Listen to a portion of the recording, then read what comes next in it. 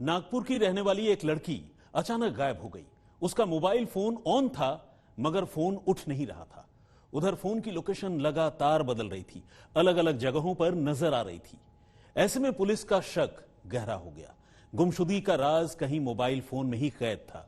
Police ने phone की CDR यानी कॉल डिटेल रिकॉर्ड निकलवाई और तब एक ऐसी कहानी सामने आई जिसने खुद पुलिस वालों को भी चौंका दिया। यह कहानी थी एक आर्मी मैन के खूनी इश्क की।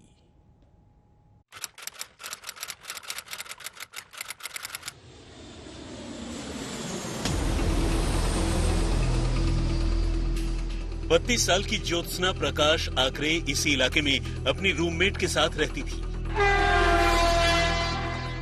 28 अगस्त को रात को वो किसी से मिलने जाने की बात कहकर घर से निकली, लेकिन फिर लौट कर नहीं आई।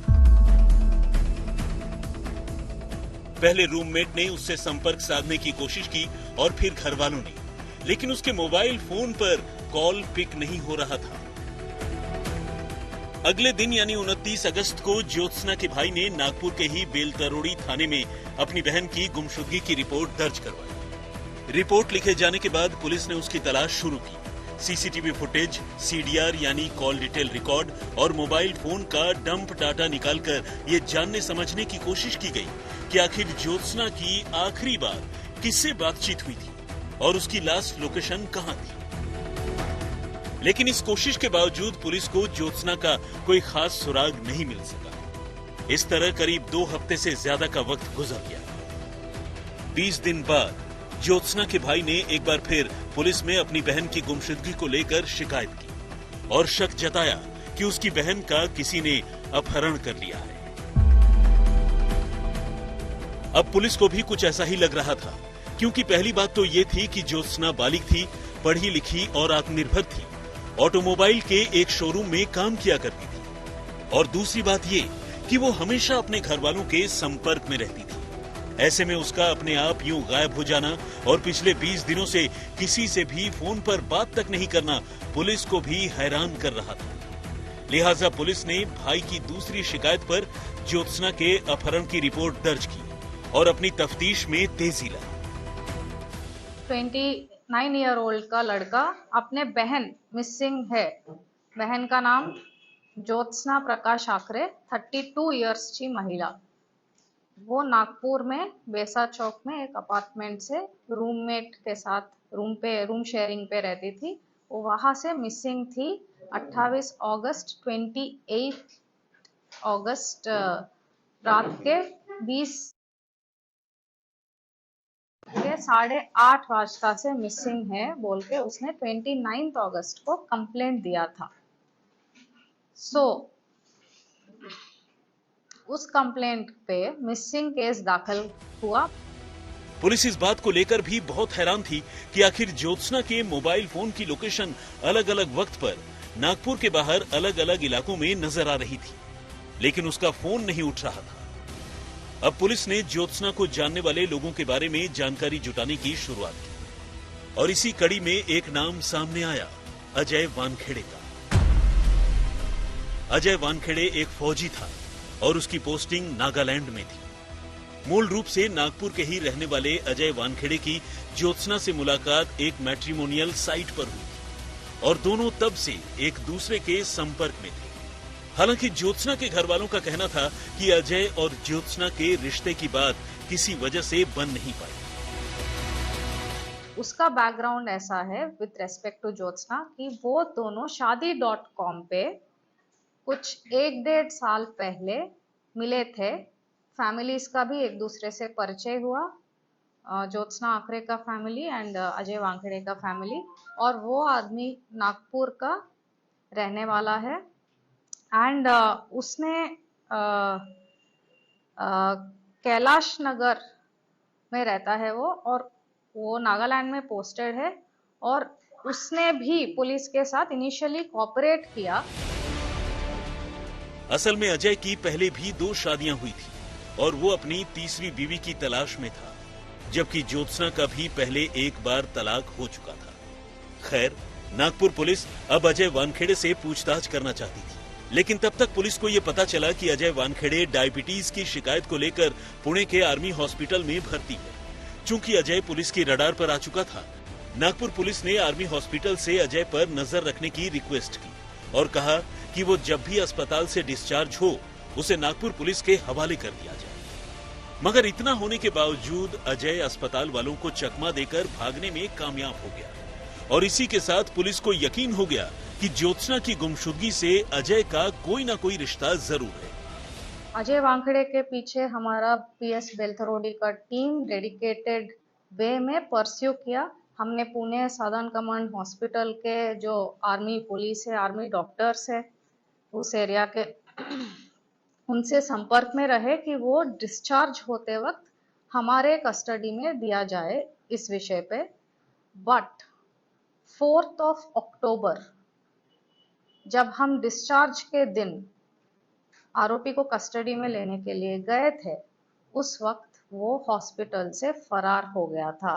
ना आर्मी पुलिस के हाथ में आया, ना हमारे नागपुर सिटी पुलिस के हाथ में आया था।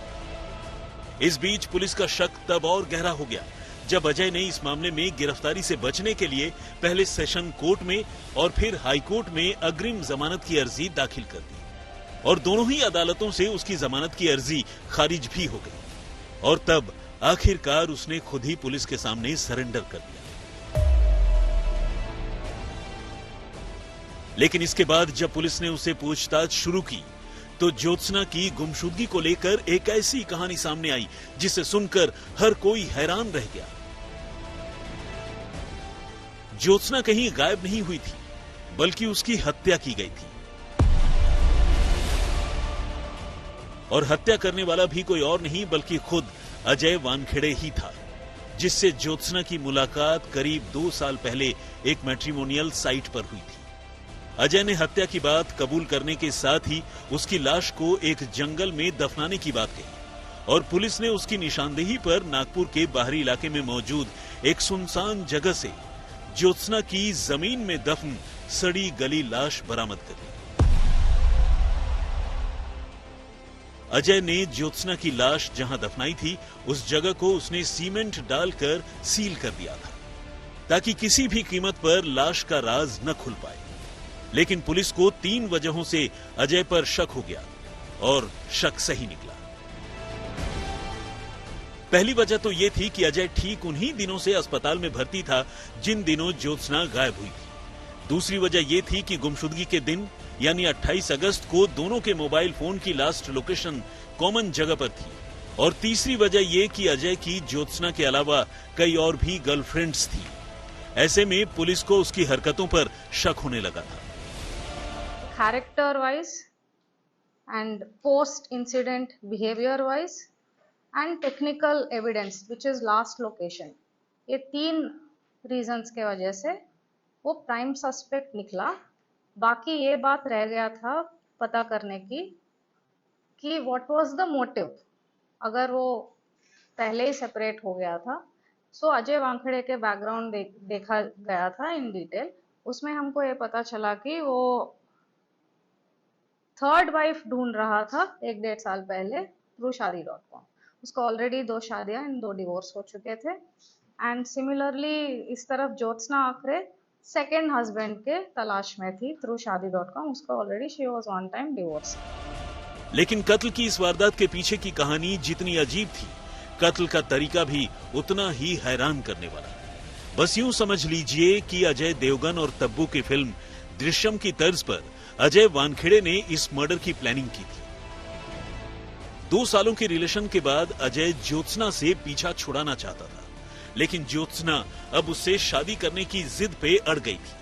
ऐसे में अजय ने उससे बातचीत बंद कर दी, लेकिन जब ज्योत्सना ने उस पर दबाव बनाना शुरू किया तो अजय घबरा गया।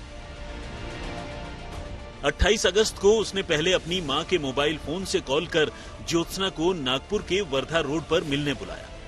इसके बाद दोनों रात को नागपुर के ही एक होटल में रुके, फिर होटल से निकलकर घूमने जाने के बहाने शहर से बाहर की तरफ निकल गए। रास्ते में एक टोल प्लाजा के पास अजय ने ज्योत्सना को नशीली कोल्ड ड्रिंक पिला दी। आगे एक सुनसान जगह पर ले जाकर पहले उसने ज्योत्सना का गला घोंटा और फिर उसकी जान लेकर लाश को जंगल में दफना दिया। इसके लिए उसने आधी रात को ही न सिर्फ जंगल में गड्ढा खोदा, बल्कि अपने साथ ले गए सीमेंट से लाश वाले गड्ढे को पूरी तरह से भर दिया, बंद कर दिया। ये कुछ दृश्यम फिल्म की तरह ही था, लेकिन इसके बाद भी उसने सभी को उलझाने के लिए जो काम किया, वो सारी चीजें फिल्म दृश्यम में दिखाई गई थी। कत्ल के बाद उसने ज्योत्सना का मोबाइल फोन एक चलती ट्रक में फेंक दिया और इससे पुलिस ज्योत्सना की लोकेशन को लेकर उलझन में रही। तीसरी और हैरान करने वाली साजिश उसकी इस वारदात के तुरंत बाद खुद को पुणे के अस्पताल में भर्ती दिखाने की थी, ताकि कोई भी उस पर वारदात में शामिल होने को लेकर शक न कर सके। मगर इतनी कोशिश करने के बावजूद आखिरकार पुलिस ने उसकी हरकतों, उसके मोबाइल फोन की कॉल डिटेल, उसकी लास्ट लोकेशन और ज्योत्सना के घर वालों के बयान के आधार पर उसे पकड़ ही लिया। योगेश बसंत पांडे, नागपुर, आज तक।